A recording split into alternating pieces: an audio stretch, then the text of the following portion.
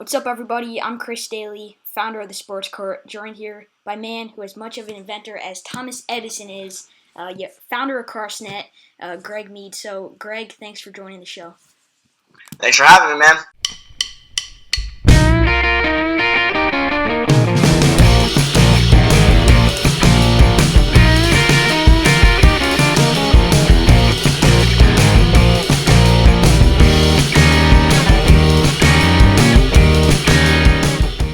Yeah, no problem. So, you started Crossnet with your brother, and we'll get into that. But as a kid, I know you guys both played sports.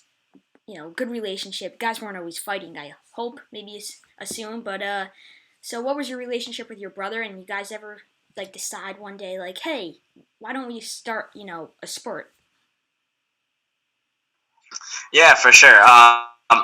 We also have my other partner, Mike. After he graduated college, he was pretty bored, and he didn't want to get into the 9 to 5 job field and work for someone. So he called me up and he said, "Hey, let's make something." So we sat on the couch all day. We watched ESPN reruns for 10 hours straight. We made a bunch of lists of ideas to do. It was like a wall charger speaker, or it was a foursquare volleyball game. So we ended up going to Walmart the next day, bought 2 badminton nets, and just rigged them up against my mom's shed in a tree. And the rest was history. Then I called up my brother, and we said, "We need you to help us with the sales." And I know you're into marketing, so you went to Eastern Connecticut University, learned a bunch of stuff there. So how was your experience there, and what did that teach you kind of going into Crossnet? Yeah, college was good. It made me some good connections. When I was in class, I wasn't doing much of the listening and learning, to be honest. I was more on my phone and trying to build businesses and work on social media stuff. So I've learned a lot just from college alone, but I think the most important aspect I took away from it was my network and the people I still communicate with today. So yeah, because I know you had that video company back when you were a kid, so you've always been doing stuff, your whole life. So I also saw on your LinkedIn profile, you have restaurants in the Philippines, so that's just crazy. So how'd you get into owning restaurants, and how do you manage it from America?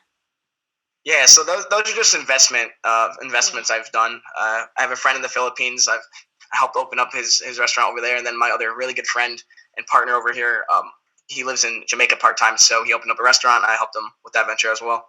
Yeah, because when I saw that, I'm like, how much does this guy do? That's just absurd. So I was laughing. Yeah, a lot of pop stuff.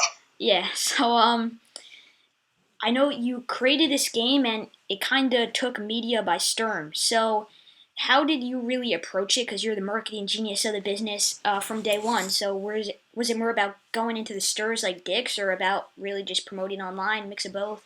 What was it like? Yeah, no, it was definitely just from a social media aspect. Try to catch some viral videos, running ads on Twitter, Facebook. We really knew what we were doing, our team. So we knew if we had good content, we knew we would be able to just run ads on that video and on that photo, and just keep doing it until it caught viralness. And one day it did. We woke up and these Olympic gold medalists from Lithuania were playing Crossnet, and the video on Facebook had 2 million views. It was crazy. And now, speaking of famous people, who's the most famous person you know that has Crossnet? Most famous person? We've sent it out to a lot of famous people. Some famous basketball people like Drew Holiday have it. But in the volleyball world, Kerry Walsh-Jennings plays it. Ryan Millar, he works with us. He's a great guy. He's good at it. Sam Pedlow. So some good volleyball people that I can just keep naming. I like how you said they're good at it. They're gold medalists in the Olympics and stuff. But I know Drew Holiday's wife, Lauren Holiday, I believe. She's a professional soccer player. So both of them, the power couple there. So, and now that was a great story too, because I know she went through. Did she have a brain issue or something? Something happened there. So definitely a inspirational pair right there. For sure, they're definitely a dope family. Hopefully they're enjoying it. Yeah, hopefully they're watching this interview. So, hit me up if you are.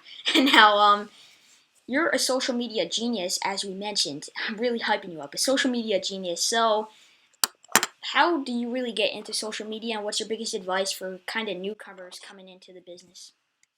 Yeah, I mean, I started growing pages. I know a lot of kids your age, they have Instagram pages. They try to grow them. Once you get to a high level, you can just start growing your own pages. So you want to grow pages, and not just fool around with social media. If you're going to be on social media all day, might as well find a way, especially your age, man, just to, like, capitalize on it and earn some money from it. That's what to make your parents will be like, what are you doing? But you're making money off it, selling shout-outs, selling Instagram accounts like it's real estate. Yeah, it's interesting because I know the social media billboard is a popular phrase nowadays because you want to make a billboard on social media, so to say. So, what's been your craziest story from this whole time while working with Crossnet? Craziest story? I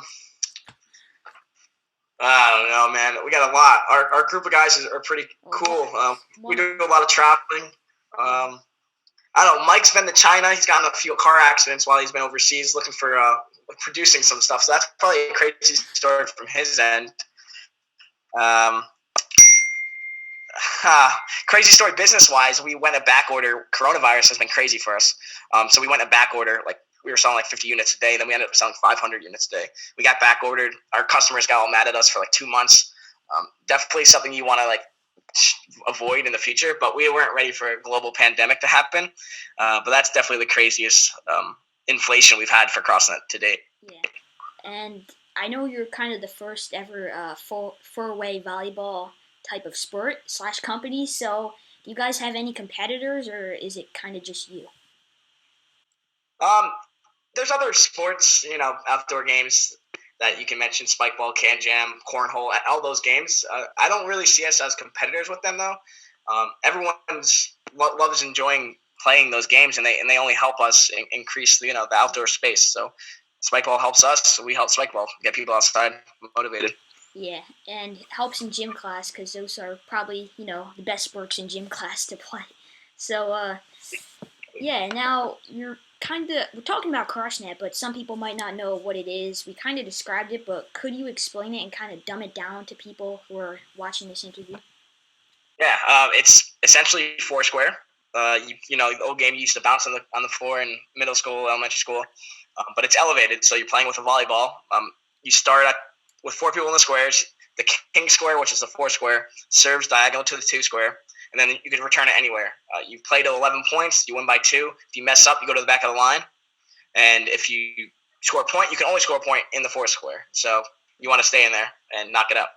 Yeah, and it seems like you guys are really a big hit. You guys have the blue check mark on Instagram, I saw. So, what's your future like hopes and ambitions with Crossnet?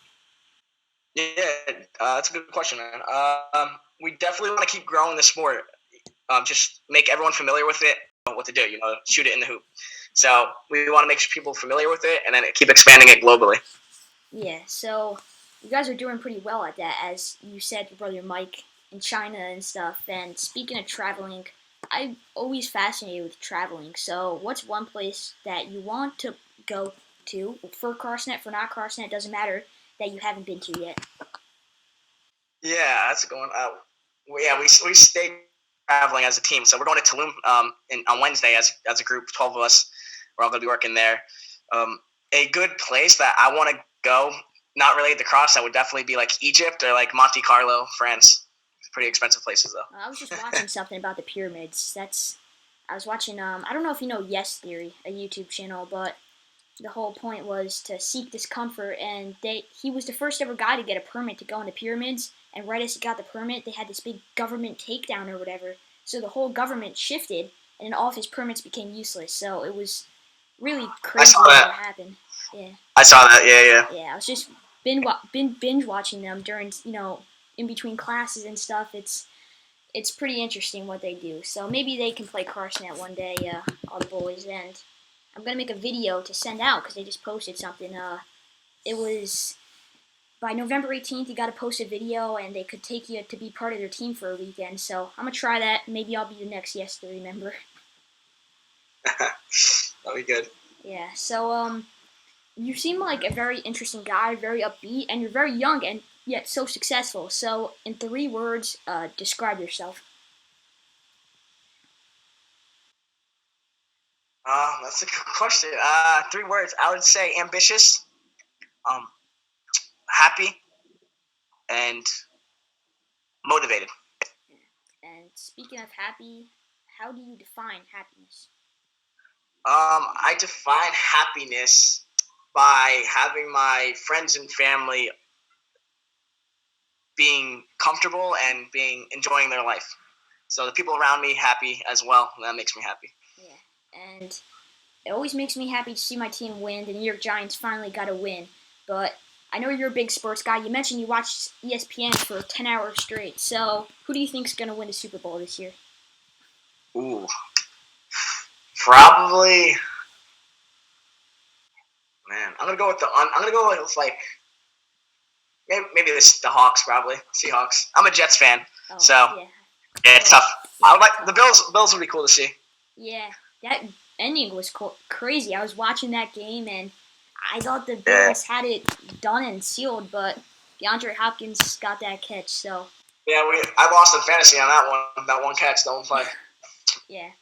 We're talking about the Patriots because I'm in business class and we have to talk about regressions. And we're talking about how the Patriots are regressing. And I said, oh, Cam Newton's not awful, but I'm like, Cam Newton's not doing good. And everybody's making fun of me. I'm like, he lost me 2 fantasy games this year just because of his, fumbles or whatever. So it's been very frustrating. Yeah, they can do some. They have some work to do.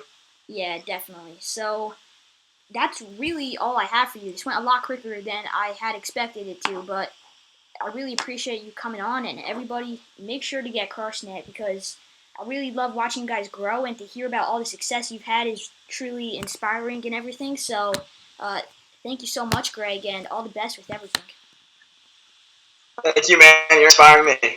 Keep it up. Thanks. Yeah. So all the best, and everybody, Chris Dailey, Greg Meade, all the links will be in the bio to go get Crossnet. Holiday sale, Black Friday, whatever it is, it's coming soon. So, yeah, all the best.